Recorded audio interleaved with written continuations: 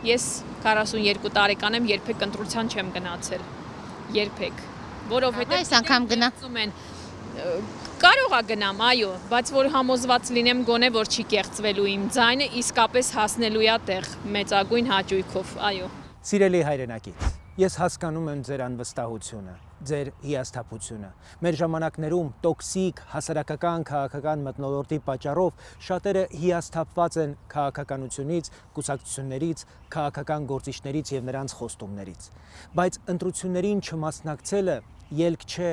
դա պարզապես որոշման իրավունքը ուրիշին հանձնել է։ Երբ դուք չեք գնում ընտրության, ձեր փոխարեն ընտրում են ուրիշները, եւ նրանց ընտրությունը հետո ազդում է նաեւ ձեր աշխատանքի, ձեր երեխայի կրթության, ձեր հարկերի, ձեր անվտանգության եւ մեր երկրի ապագայի վրա։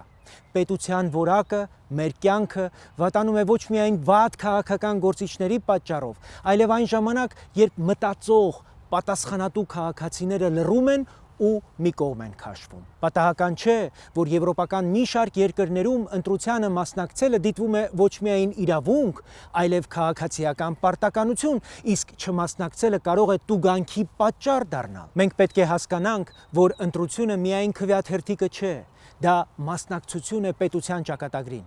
Եթե դուք չեք որոշում, ձեր փոխարեն որոշում են ուրիշները, իսկ հանրապետությունը սկսվում է այն պահից, երբ քաղաքացին ասում է «Իմ ձայնը կարևոր է»։